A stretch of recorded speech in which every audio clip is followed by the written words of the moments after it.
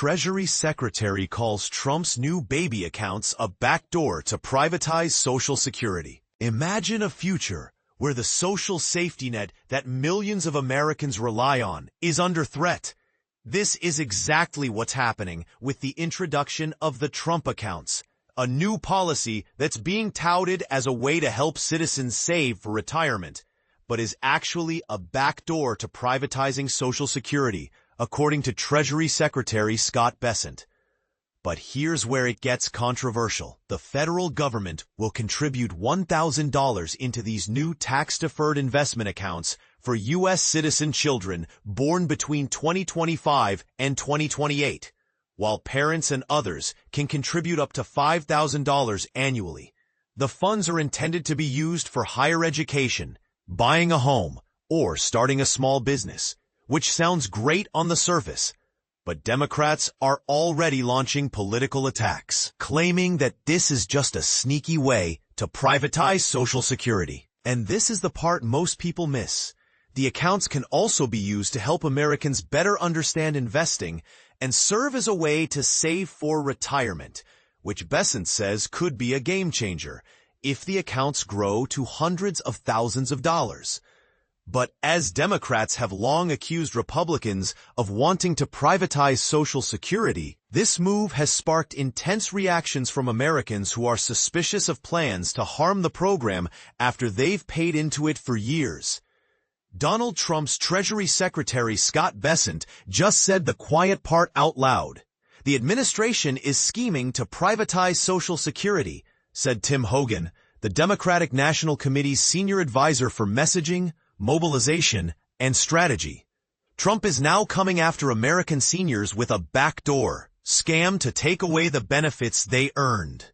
But Bessent later clarified that the Trump accounts are an additive benefit for future generations, which will supplement the sanctity of Social Security's guaranteed payments.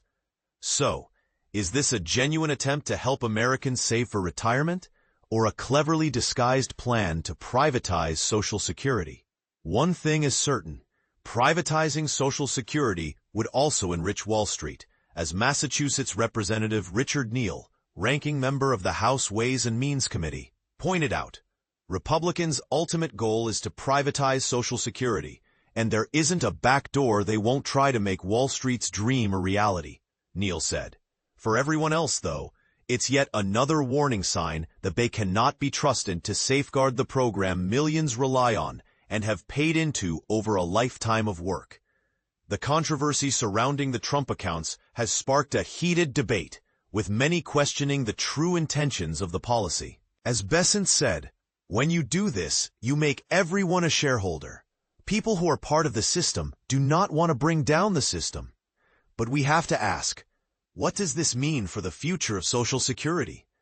Will the Trump accounts be a valuable addition to the social safety net, or a step towards dismantling it? We want to hear from you.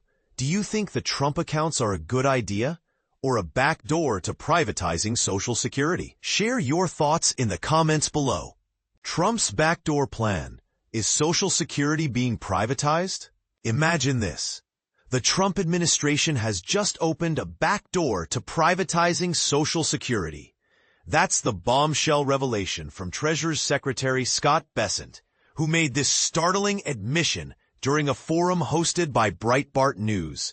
But here's where it gets controversial.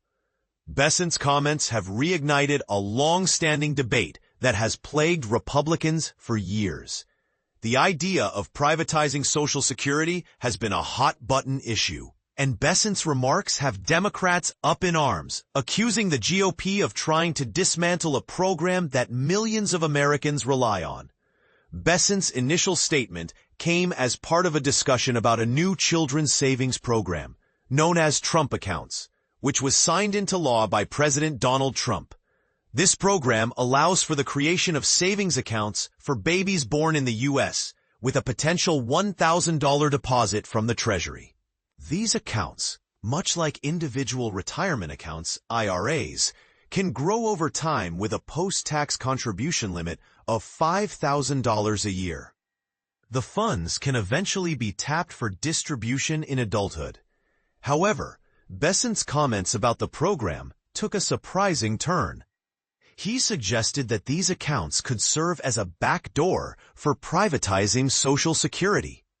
This idea implies that the responsibility for retirement savings could shift from the government to individual Americans, who would then manage their own funds. This is a significant departure from the current system, where Americans pay into Social Security during their working years and receive guaranteed monthly checks in their older age. The White House, however, has been quick to clarify its stance. In a statement, the Treasury Department emphasized that Trump accounts are They reiterated that Social Security remains a critical safety net for Americans and will always be protected. But this is the part most people miss. The idea of privatizing Social Security is not new. Republicans have flirted with this concept before, most notably during the George W. Bush administration over 20 years ago. The proposal was swiftly abandoned due to its political unpopularity. Democrats capitalized on this issue during the 2006 midterms, warning that privatization would decimate the program. They won back control of both the House and the Senate in Congress. Fast forward to today, and Democrats are once again seizing on Bessent's comments. Senate Democratic leader Chuck Schumer called it a stunning admission, suggesting that the Trump administration is scheming to privatize Social Security. Tim Hogan, a spokesperson for the Democratic National Committee, went even further, accusing the administration of trying to dismantle the retirement program that millions of Americans depend on.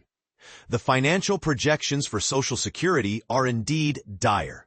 According to the most recent report from the program's trustees, Social Security's trust funds will be unable to pay full benefits beginning in 2034. This underscores the urgency of making changes to the program. However, any changes have long been politically unpopular, making it a delicate issue for any administration to tackle. Throughout his 2024 presidential campaign, Trump has repeatedly pledged to protect Social Security. He has accused his Democratic opponents, President Joe Biden and Vice President Kamala Harris, of planning to destroy the program. He has also criticized other Republicans who have expressed support for raising the age for Social Security, labeling them as threats to the program. So, what do you think?